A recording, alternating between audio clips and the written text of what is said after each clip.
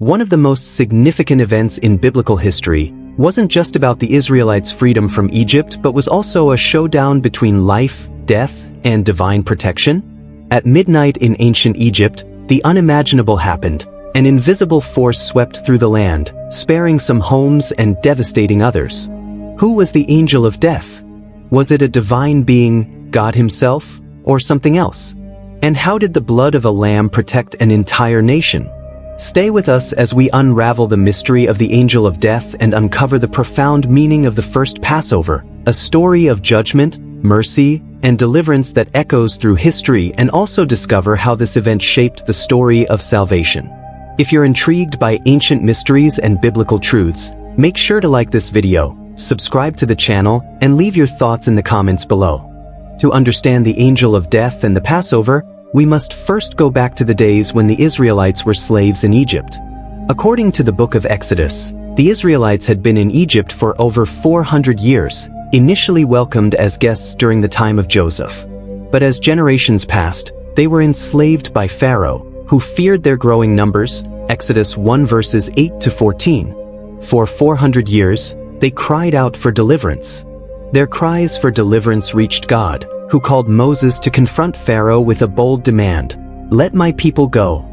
Pharaoh's refusal set the stage for a series of devastating plagues, demonstrating God's power over the Egyptian gods.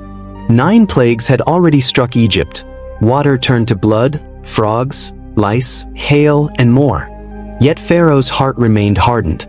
Then came the final warning: the death of the firstborn.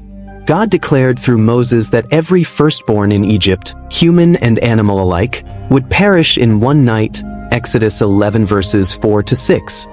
This wasn't just an act of judgment, it was a direct challenge to Pharaoh, who was considered a god, and to the Egyptian gods who were believed to protect the land.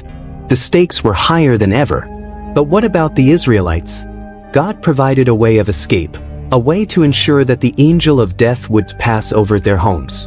Each family was to sacrifice a spotless lamb and paint its blood on the doorposts and lintel of their house, Exodus 12 verses 3 to 7.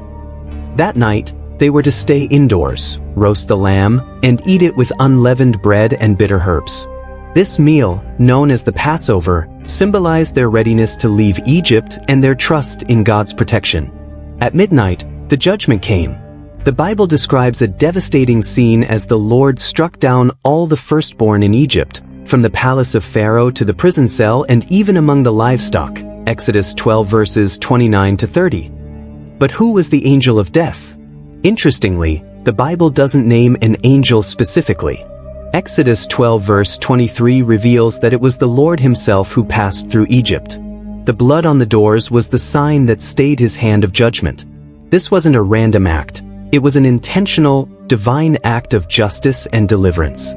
The morning after the Passover, Pharaoh finally relented, urging the Israelites to leave Egypt immediately. "Go, worship the Lord as you have asked." After centuries of slavery, the Israelites began their journey to freedom, carrying the treasures of Egypt as God had foretold, Exodus 12 verses 31 to 36. The Passover became a defining moment for the nation of Israel, commemorated every year as a reminder of God's deliverance.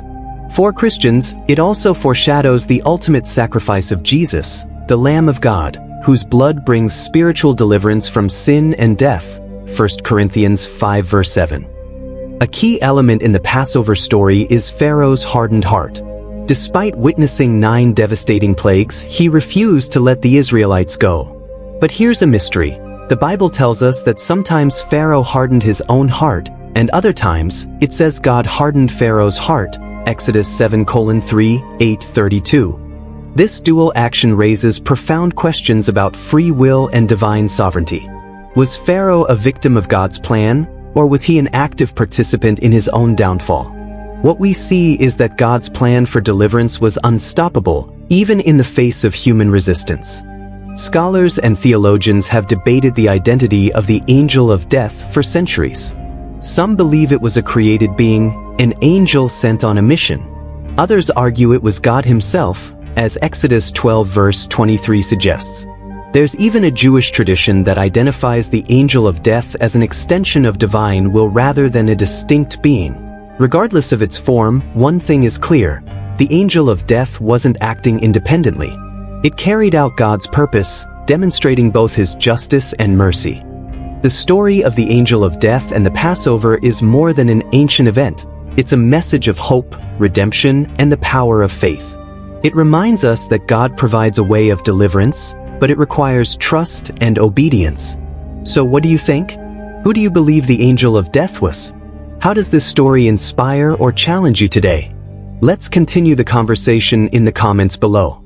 If you enjoyed this deep dive into biblical history, don't forget to like this video, share it with someone who loves uncovering ancient truths, and subscribe to the channel for more thought-provoking content. Until next time, stay curious and keep exploring.